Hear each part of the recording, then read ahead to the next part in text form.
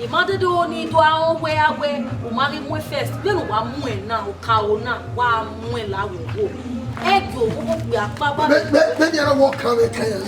My yard was super well. My yard. There are no. I know where I'm going to get. Even each total. Even total. You can't get. That don't tell me no Rico. Mariko. Oh, where Emery. That don't get one. It's a talker in a talk of me. Or maybe me a guane. Mene kwemu. Oh, you may move come back. My area no namo. I not when you move. You not tell my boy Rico. That's a good woman. Oh, man, the devil. I said, woman, Baba mi say, joy. Ah, okay, that you mwenere bi ko ogun ajo. They know you can you man no ma cover no ma bia no bia no. Ah, e ke na ya gioma, eni ya. Ai ko ni ya do bi e ke yin do muso. Itale mero. O sabe no ba je do bi de bi ma boy. Asa go po ma egbe me to bi me. Ge e bo na gede me de. Ihu aye. Baba mi say no la wo. No mu e ko. E tu la senu aya we e tu le kwa ni ya. Ina ika me na wasa bobo. Obi gwa no ko ye bi ni aye ni do. No mu e ko bi no ma e no wera. E mo mo. Bebe tani. When no jack na sa bobo. Baba mi say la o. Baba gbe. Iwene gbe yan mu yan. Iwene no mo ko orin akeko a. Onisiyan ya gu ya zuzuzu. Iyan agwa logere ni yan pe. O bege ni kama we na sanja. Ah, bege eni ya. La wo nu ge yekwe mu ne. E yekwe mu ne.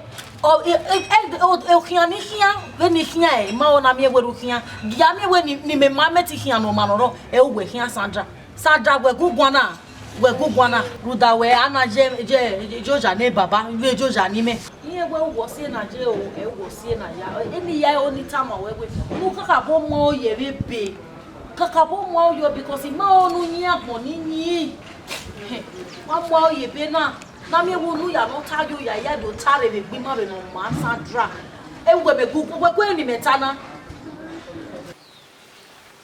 brother then we are here ivie go sari na yuwa ma o ko yan hinya o wa ku yan yuwa we ni ya ladan we na mu yan ya all those kind of thing man ya o ko no dia anyway na baba oku na baba or ya say oh madam you ma understand wa onu ta u guana be ru we no for your man no wa be do guana do who advance senior brother na like when e man agbon keke no ogun e do we wa guana yes man first of all you know what apa we how we mind e no ya me kunya yo wa re I am no mind then you are stupid who call the war then maybe when not a bound so or maybe travel a railway boy anywhere you cannot take care of your junior ones okay when we were man na we no so and I will like when we were man na we no so no wa no we no we ni no wetin at the top I go you one yan wa fien wan yi o ma o metita video but even me time me yita do mami ro panu ata get out you get out yeah do mami na gbonta you get out because emi ya fe turn up from A to Z there's no sense yes there's no sense we get am who maybe they go na je e bo na no to akoma kaka venage umozo who tell me this sit there here do we are me here but I will never leave them for anything one that's all when you go baba me no when you I know what I'm doing your momo okay me pa one of the you can't take over where ni you can mama na ya we we on yen luta wọ́n gbọ́dọ̀ tá ma wọ́n lájà lọ tálẹ̀ mi máa gbá.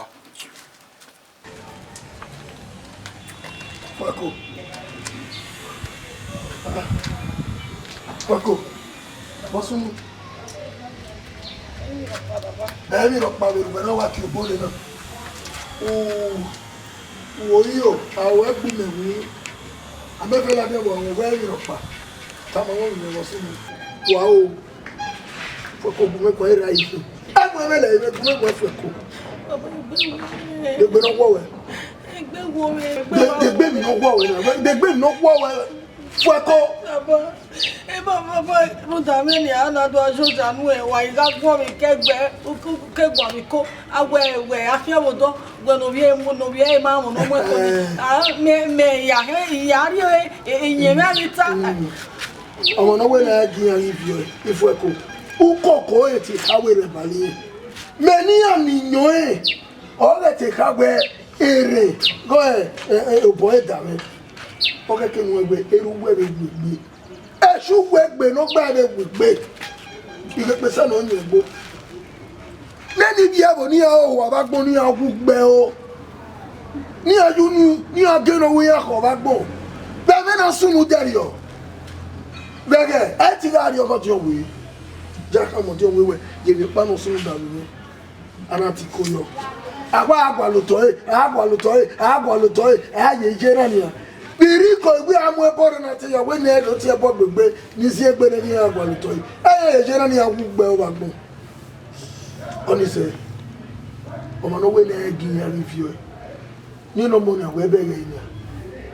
E tu gi ti e yo ti e gi omo na. Ha? E mani bu be bu mana ni ani su wi gbogodo ya e ko mi odo na ma be ti yan abe popa. Ko awa nu la wa mo de ba ile a. Baba wa me gbe me. O me gbo la wa. Tu wa ri be. O me gbe me baba. Fo ko bu la wa nu ri be nu pa wa. Ani de gbo ko mo wo sun ya. Wo sun lo be bu ja ra be gbo a. Ko do ba nu na mo bi oju. Mami ya be be le no me be seti ya. Yala nu power.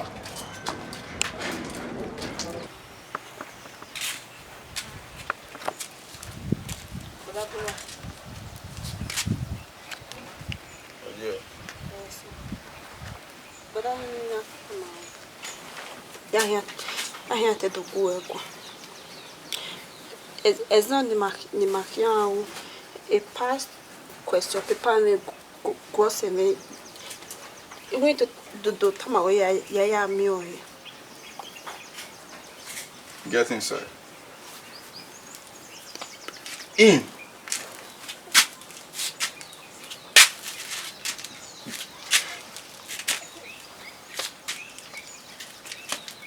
Oh, you do what? Get inside. Ima ya pain will now. I'll worry about me. Fast question paper. Lumi na ya lele corner here. Azwa bagbo. Before you see monkey don't see you. Oku noka gbala mo gene ni o paro lo ye hita ma no ma e. Ozwo pass question paper. No be only pass question paper. Pass answer paper wa view. Idiot. Like a week now you are not coming out from there. Fuego. Awo we atu no mo ko e. Wona ni. Ike we kedere ade we baba. Utie me we baba. Wo ne mo ya we muna. Ami we uya we esoyin ya no supo. Ra ya ni champeto. Ike we kedere ade. Te mo ma be wo ni we deki na ni no. Okhionkpa na bia ami agi ewe mu we board we kinana. Nuwe ya mwe kibo ima owe ebowe ha romo wafu ara bie ana bie roma denya iwa ya fe e school ore na to bo mambo e private eyin ayajo Okhionkpa ni oje e government school iro paro bu edu e ki agbo na o me Okhionkpa nu bi mo bo awu ni wa ejo bi aju edogbo no wa le gamana ya fe le wi mana ni Okhionkpa jo wi comment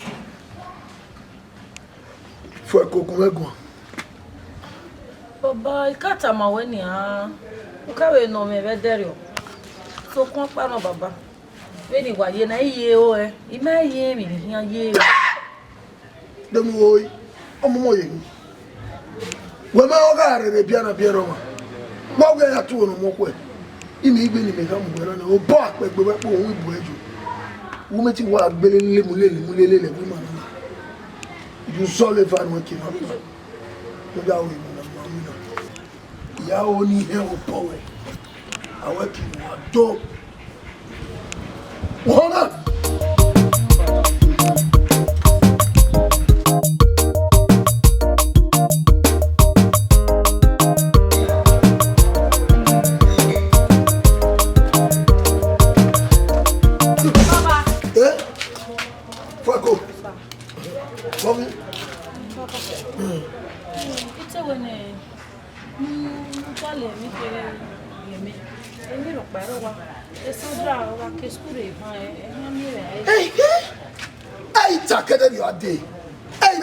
Kitchen at the way.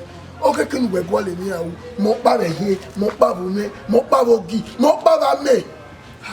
I've been over boy. Where the idea can I get a permit of the idea can I get a bay? I saw my, I didn't know what. Huh? Memuba Boni, I will have a moment of Babu, and in a tia, we more ye. And you only come over me. Eh?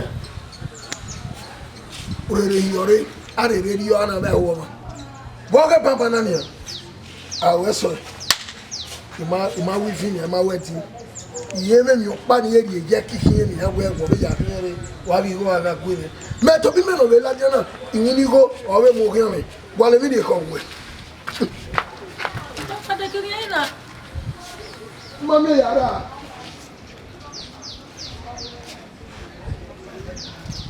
ini na mi ba de ko when you make your very woman or we mammy.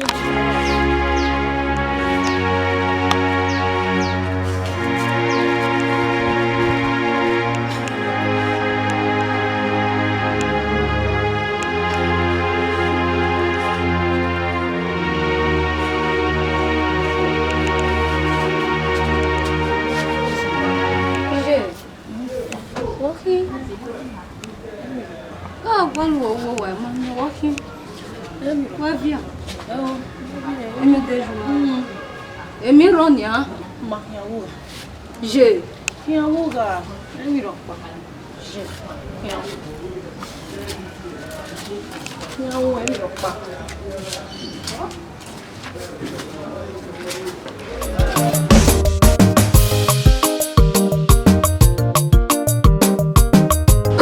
Fako.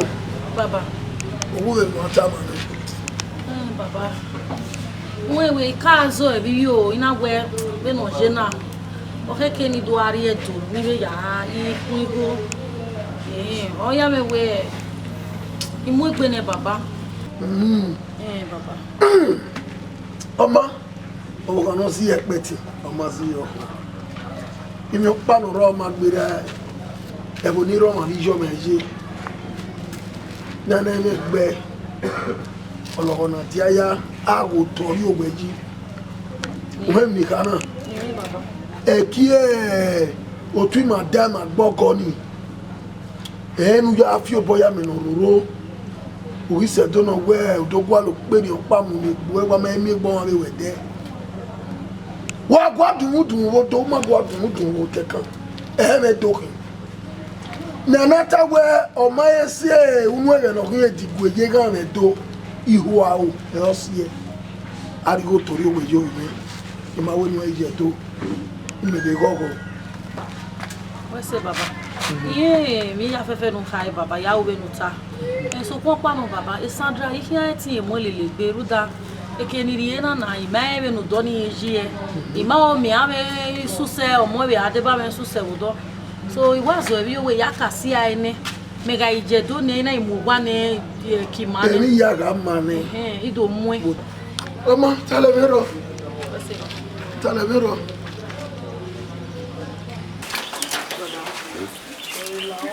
no go see boss o ma to ifo wa babi malele ya ketefia afi gbele so babi malele ya mania o wa pe ma yo wele kuni ma le guru ma wu ma wa ro wa o morning tonight mania Itebu Iwagun Otegbe wo we na be do mukpa mu were ye mo on we no se ona we we aka we na mi no so we na be na oye pai etigwe ya mo eku no ya bi basta we mine baba ye so pe we ya opa na we ya opa Even matter if you have Baba video ni, o vie pedi go me ma hin. Me meri ni me wo mo me ma we hin. Ja ama mi no so no. Ro ba sun mu we so ma wo egun a. Si yan ga we ni hin. Iya ne, igun ne. Ahe te bele li megbe na lo dem wa. Wa money to net e pa wo wa. Ya vie. Nu we do agu megbe na. They don't we Latiana. Don't am we Latiana. Okwe. O se na wonu we gun ma yin yan na. Ni metasie na we sisu we ma we Latiana we na ya weta ma we Latiana. No. No ajuwa ni de bag we. No we no je. Oni no we de bag we ta me ma re ala je ni ta no de bag pe me. Oh, then I did bad near the women power. I'm ready up for that.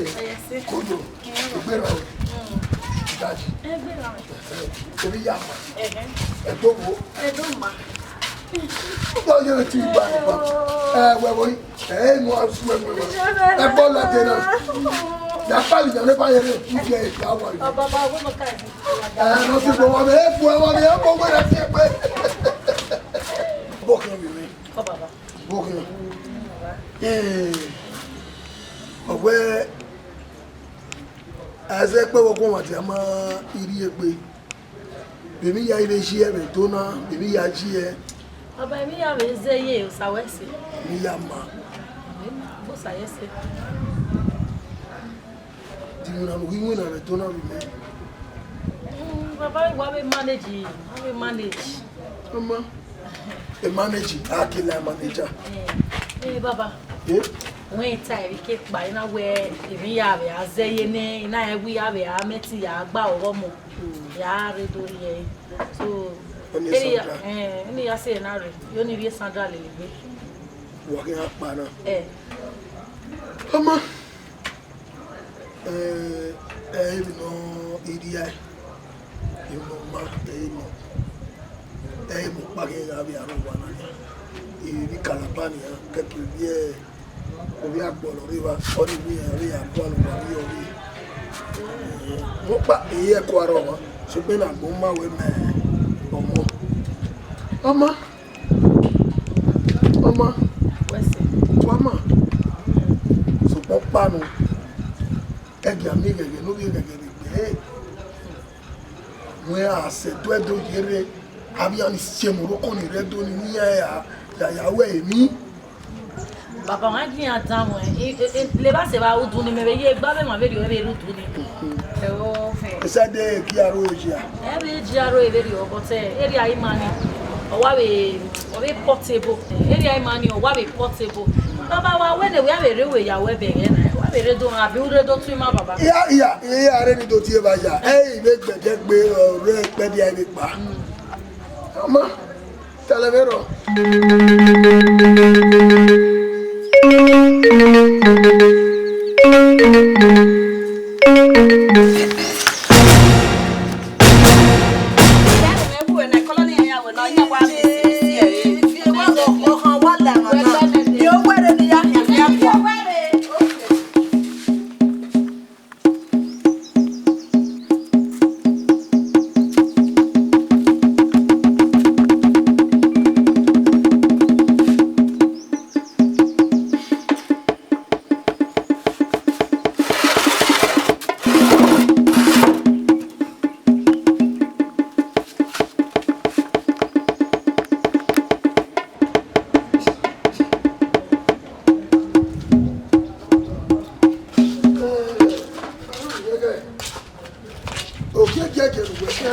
Okhionkpa. Oh, you see me. Then you are over. You might be to the end of the day. Baba, the business man. Mommy wants to see you. I want you one. Before 4 hours, you see. Oma, we are woman. Why we here? Who are color machine? So we not there call him. Maybe we moto or along for the deal. Then I say, Oma, okay, we are with where we see. I'm sorry to the dear. Ukpa kadari ade. Ige baba tie baba tie na know they are kwebe in the solution. The chips. Ije tomi abi baba tie. Oh boy ya. Wa we na no riga kume. Wa riga me I told you baba. Ojo ba o se. La ho wo ona.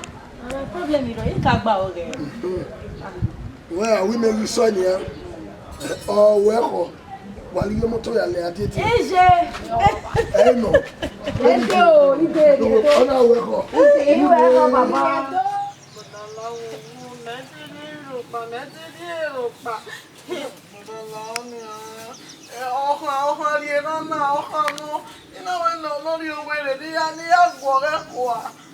Wọ́n sọ ìmọ̀lánà ti bẹ́ iná wẹ́wẹ́ ìkùnà náà lè libẹ̀ náà lórí owó rẹ̀ níbẹ̀ yàpò lẹ̀ mẹ́tẹ́lẹ́kẹ̀ màríyé. Lẹ́mí rí pàdé màríyé. Gbọ́dọ̀ lọ mi ọ́. Ìtàbílẹ̀ ti máa ń gbin màríyé. Bros, what's on? Yeah, I'll be baby no cook one. Yeah, my day. Yeah, take Baba. Yeah, here, Let's move on to Paua. Bros, Okay, I'm going to go away. I know when you are going Uno. Bros, la wugu. Yeah. La wugu. La wa baby wa la wugu. La wugu. why? I'm going to La wugu ni la wugu. where in me, I mean, make when you are probably allow us what? Well, When you are to Yawa. Okay, now, if you can tell me if you're planning out to Yawa, then I will let them go inside. Come on, me out to Yawa. I'm imagining. Give me a job. Give me a job. Yeah, la. Shut up, La. What baby? La wugu. That is, money you go see. Remember when you are doing. I remember Baba the party. When you are doing. Whoa, man, Look at what they wear. They're getting a job near your job by what? I'm the la wugu. Eh? It's getting give me a job by what? Very open. Very open. La wugu. La. Yeah, wala. Yeah, go on. Let me say, bros. Yeah. Let me one. So how about say, Buba? Tell me where Erapa ya de ba. Ni an we. La wugu, say, bro. Uno na fi wa mi. Wa ina mi la. Oh, when you are dig we, mudana ni dig we you go.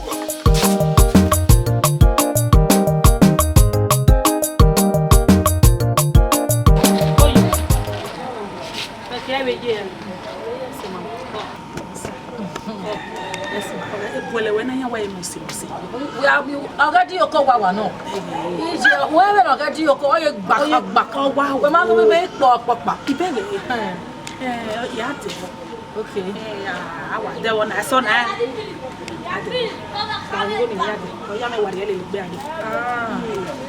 Okay, you got Bolin, we are the why have you named of Ba or Wagba? And then I 1, 2, 3, 4. Okay, then you keep it going.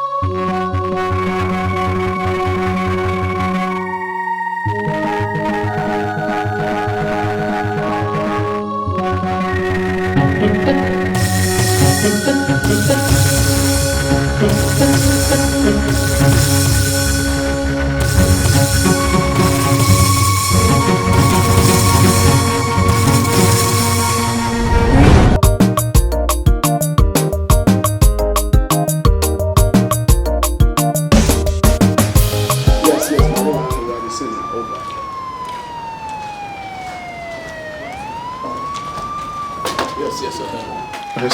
Yes. For now, I'm not going to be anything incriminating. But what we observe is that the same trace, you know. Exactly, sir. Or you know, yes, sir. Yes, sir.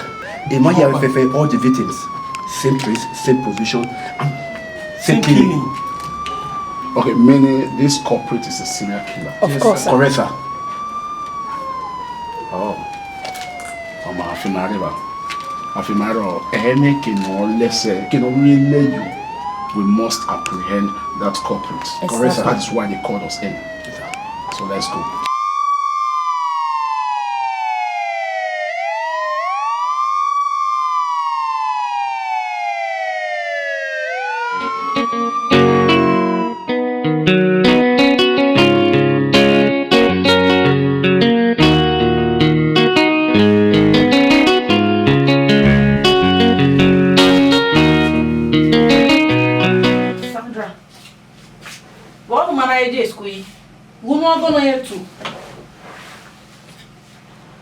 Sandra, why are you not in school now? My friends are laughing at me that I don't have a dad. Your friends are what? They're laughing at me that I don't have a dad. Iba Bola Yegbea. They said I'm a bastard. Who said that? My friends. Wait. Your friends in school, your classmates, they were laughing at you, way bastard over here. Did you report them to your teacher? Don't worry. Is that why you're crying? Don't cry. Are you a bastard? So why are you not crying? Don't cry. Let me go and change. Let me change. Me make another time in here where even here bastard you were here, they will define it for me now. Did you discuss anything like that with them? So why would they not call you bastard? They said because my mom is the only one that come anytime we are doing PTA. Okay, must your father be there? Okay, when I travel here, for example, don't worry. Your friends in school, Abby? Just wait. I'll follow you to your school. Yeah, did you report them to your teacher? Don't worry, wait. Let me change. Don't worry.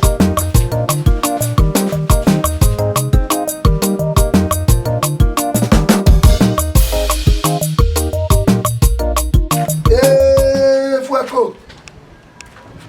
Sandra, oh. Or your school. What's school name? Aposa. Hey. Mete go be are we eba ko ina tiwa.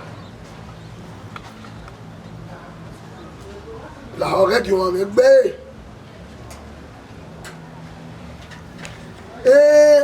Ye ka wa won wa ri e ba be ri o. Abi ku emi ni mo boy ni. Ku emi ni mo boy ni ga ge fo boy mi. Ni adi edo. Maybe if so be obey ya roka kini don wa. Ni don e ke mi waje. I be de bie. Na be do agio de mami. So popa no when ga na ya gbin won awaye na ni. Me so wa kick me na gbin ni. Ye igba kick me fo ya fe ni. Ike lare mo we. Ire. De mi pe de fa pe de ano idope.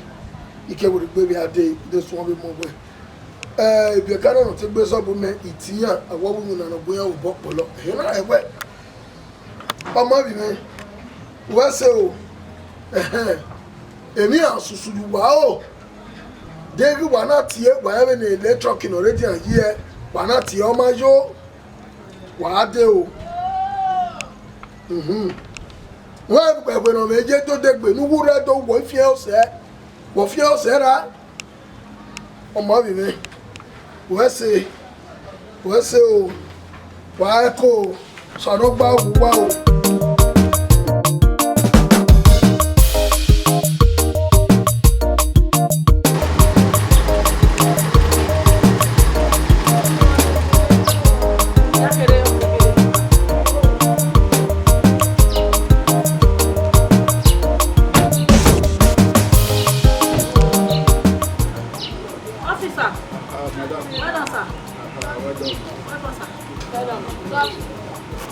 This is your body, that's all fine.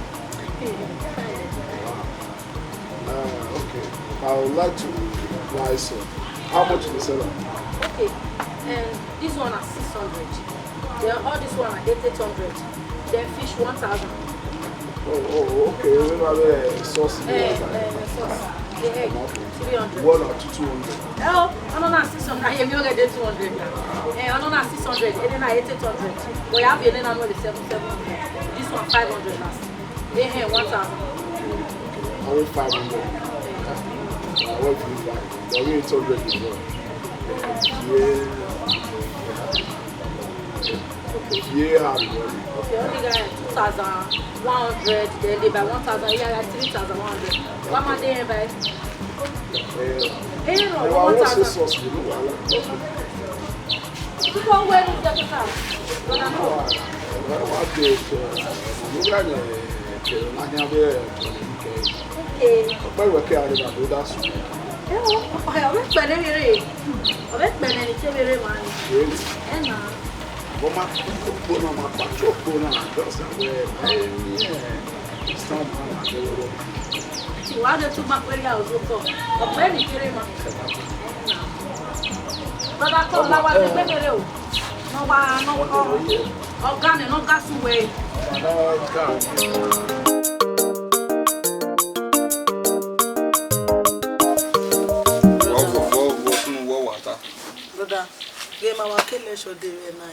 When you are aware of your pensi going, carry if we were moving. You are aware woman, no beer, when you are moving. Oh, we didn't have me about that being your son.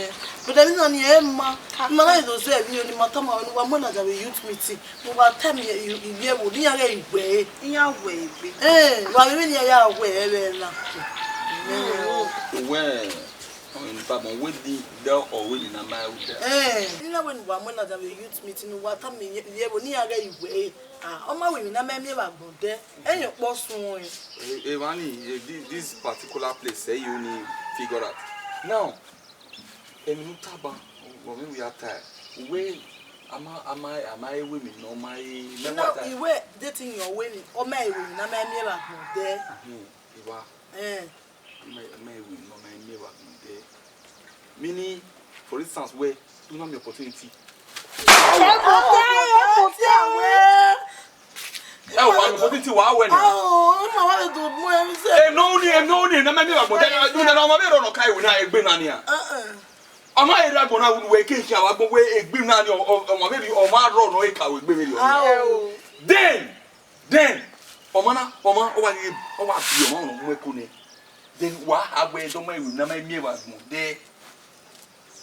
You see the reason I could work out warrior. Now, first of all, when I like Japan, I used to not Sunubana, where to be on my. Oh, we sat there away. I made me number no me, no me about there. You must wait. We said, you know. You know, the abomination of no Sunubana. Huh? Why, yeah,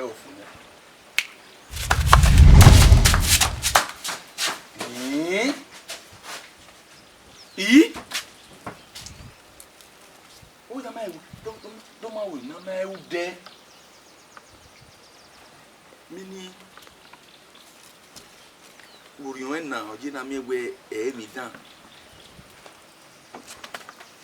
Well,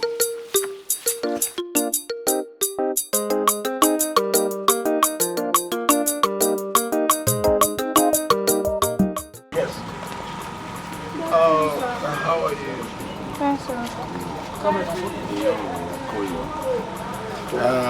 Where are you now? You see, there's something about this your bole. Yes, very, very unique. How? Okay. Yeah. You see, bole way now, you understand. Oh, you know me away. Sorry. Echo. Echo. Oh, you know me away. Bole na nwetona o ina metu we is way no da bole we na oriri. Yes, this bole is very, very sweet. Well, the last time you really do there, and that was my first time. Nido ya do na damu eni yawo egbe mu e le oni wa Okhionkpa o ma ri fa wa madam wa le oh brother ya ri o ya be mi mo le ni e na le ko na o bole no na ton oluga ni ke ni maka ede wa ge o si eni na ko ti me madam ask for more. Madam, ask for more. Ask for more. Aha! Ogbeni ni o wa keke we ruda. Bole ogugwe na. O ma no Okhionkpa. O mi so nifa. Ere na time. O we gbe yin mebo. We make office we gbe ade. Yeah, we say. Anyways, even me wa believe where omo no gwa le ba gwa. Kate na do ale kin na o ga be letter we dejo una bu ene wo wa we gwa le ba. There's no specialty about it. Even na we aton get very aton but the spices even most especially my sauce. Honey wa mo bo wa focus in. So omo pa ti get a sauce in. Oh, gas sauce we wa. Better we ya thing no get it. Yeah, even know we need to we this way. That's great. That's good. That's good. Keep it up. If you go, yeah. Let's see. Keep it up. Well, it's okay. Can I be man? I mean, where a customer in case of some other time we are there. Only we are Madam Pole. Okay, so I'd like to know your name and anyway. Anymore if work. Wow. Where anymore Inspector Raymond? Okay. Yes, a state eminence. So anti-robbery squad. So I'm already the investigation department. That's good. Yes. That's good. Right? I beg anywhere a QA do or not employ. You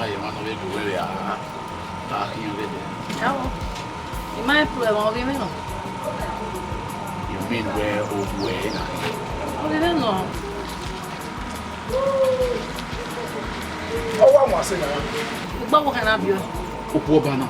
It's a beauty. Where? Amara, you go can be, but now I suppose we have no 7. Good. I'll say my year. Good afternoon. Wow. What's your name? Sandra. Wow, what a beautiful name. Well, if you go here, baby, you are assisting you on you are lovely. It's all right. No, okay, then I have fair, no, what you no gun, nobody have your if you are in office. You happy? Yeah. Everything. Oh, God, you don't know now. How will I forget the work? A damo and the sauce and everything. What package if you are in the office? I have a person and my colleagues over there in the office. Yeah, I may only have a damo. Yeah, I did you there and the way to our patronize. Yeah, so that one not your bubble, we do almost to give. Yes, hey, we don't say finish today. I say again. When we special that one, nothing now. Anyway, like forget there. Colleagues, any have it done. Any men have it okay, then I may not have power there. Although the people so only have it you have me obey, Madam, ask for more. Sandra, tu as pas yo, I got a phone. I get bien, special.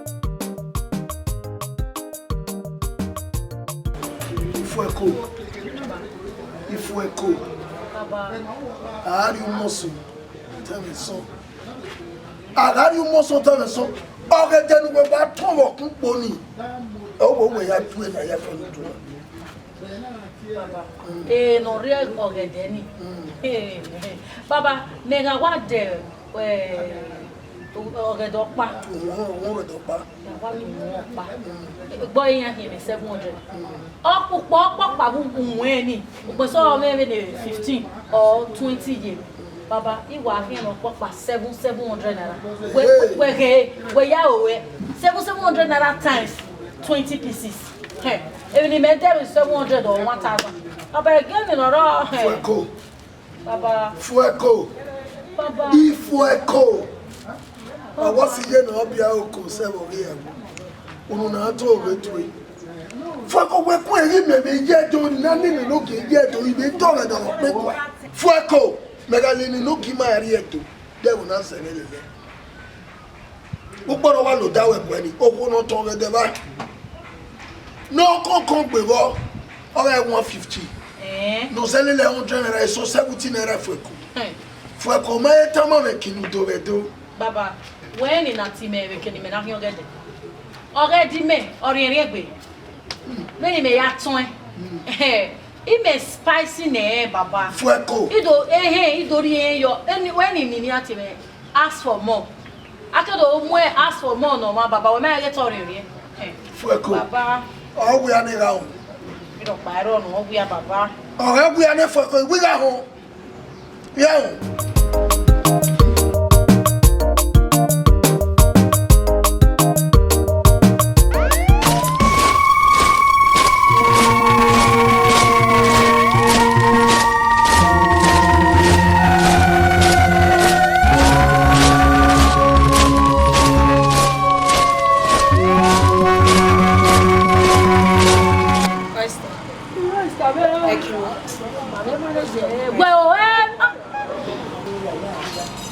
sister, Okaroni anowe.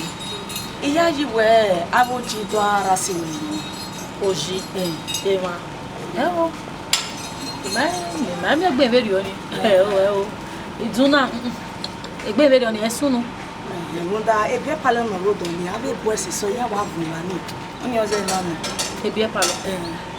O e boys e tin fun ebie palo. Eruda we ebie palo ipi amu boje ba ya wanyu. Iye be amana reba ni do no hin gun adanyo bogo jino ro iviere wa be tota wanyu ya ni mekere ma na ma mi ya ma ko du me bolerie ama bi ta do we yan ki fi o si o egbe ere ni ari asun we ma ge mi aro leti remo do ma ni atati saja e we kokonu o tafia Costa la gege do gane ni fi ogane change on na emi na oga gie Sandra be na wa mommy won ba awon ba o e popo no ba no mi le ya won then ya e ma ti o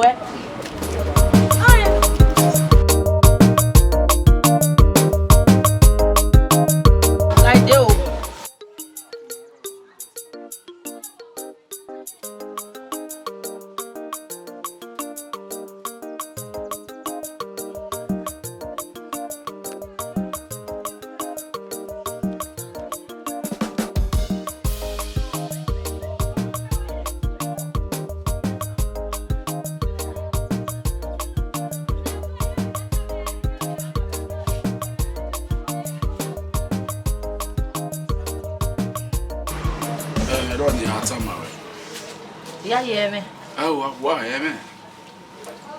You see, right from the very first day, they made up with the body.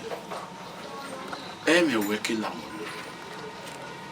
It's time when you would also do your way a work like it. Also, not me where the second time in our Kayadi Yawadi, and not do a patronize. I'm working long. You were me. You only marry with Barrow. And say, back here. Malu e gba aku o ami e de do ile ni a bi ga ri obole wona e me no we re Sandra ta ona we e we ni ya o ni da ri o bi o ha ni ma to bi e ke no yo e me ni ke ladia mo yo o bi o kan ni o we there's something so me to me maybe so when we do our we na when we o kan ta e me re wa Ula no kuyo me. Wa kuyo be no me we mare we ai kuku ko bokwe. Na ya gba o Sandra. Ki be we e kina no dona. Na expand ra akeke o bi no. Kuyo me iwe me we. O no me na kila dia. You setting to him away. You setting hide feelings. Brother, utagbe. Well, we babu we marry class of pa. Where mine? No, no. Yeah. Me mo ogedemeton we police officer. A station one who are me. Leva se by police yan we yan riagbe anywhere ni yan really post yan ari. Any yan really transfer yan ari. Eba ni yan na bie. Egba na be transfer where we are there do down here. Or you where me me. I can do very ovie gone. But on the issue sha so kwokpa no. When we my class of by class in Uwadiae or 7 many plantain seller. That's with Odia. Always Odia. Oh, a plantain seller, only I'm not bothered about that. Mom, I'm not ready to go. Oh, when no, you were queen, me. Forget a class, or that way plantain seller in policeman. No, only my account. Eh? Not only for a worry. Our woman. Eh, no. Our woman, you may know, do you have a good one? So, look for your name. We marry you. What? Marry you. Eh, are you who you married to a good one? No, no. You do what, sir? Marry you. For your name. Now, begin with you. On my way to town, so quoi? Eh, what am I with Baba and your way? Equayo, my equayo. Why you get me near away? You have a feedback in your way. Mama, Mama, I'm with your half when I are the book carried. Okay.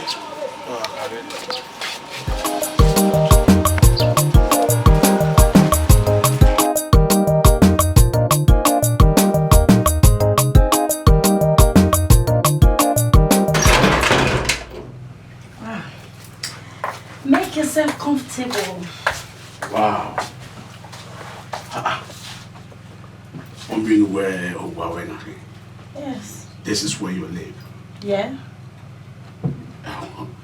Don't tell me where you're bothered and we're here. Oh God. And we are about acquiring now. What's another me when anybody a wala one? I know me where you go bole where you bwana, you go bole where you wanna. I'm making good money out of it. So yes now.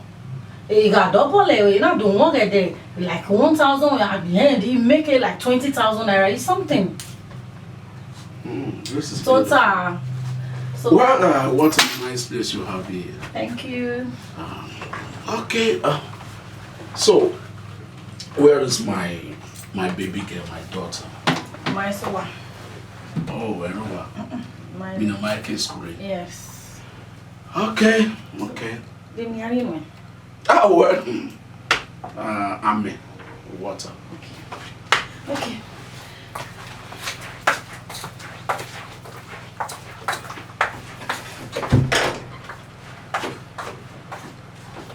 This is unbelievable. So we got bole. Here about acquire one. And look at everywhere. So beautiful.